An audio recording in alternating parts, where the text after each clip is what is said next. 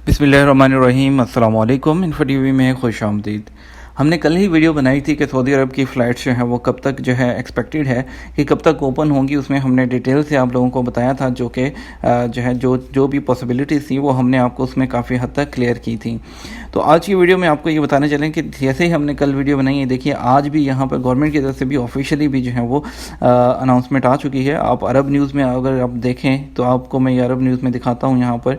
तो यहाँ पे क्लियरली अभी मेंशन है कि Saudi Arabia extend suspension of flights work in private and public sectors.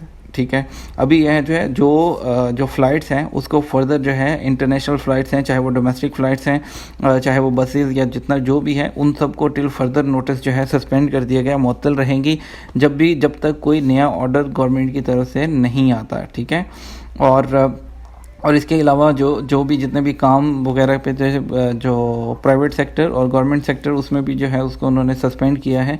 उसके अलावा जो है जिसमें जिनको इस्तिस्ना है उसके अलावा तमाम, और इसके अलावा डोमेस्टिक फ़्लाइट्स, ट्रेन, बसेस और टैक्सीज़ जो है ये सब भी सस्पेंड रहेंगी as per the interior minister.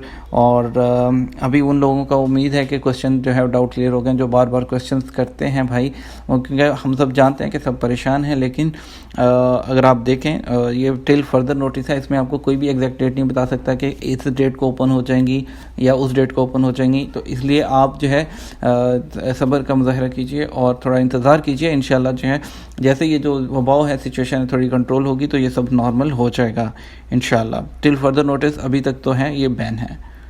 तो उम्मीद करते हैं वो तमाम भाइयों के जो है वो डाउट्स क्लियर हो गए होंगे, जो कि फ़्लाइट्स वगैरह या यहाँ आने के इंतज़ार में हैं। तो उनको जो है थोड़ा सा और सब्र करना होगा, थोड़ा और इंतज़ार करना होगा।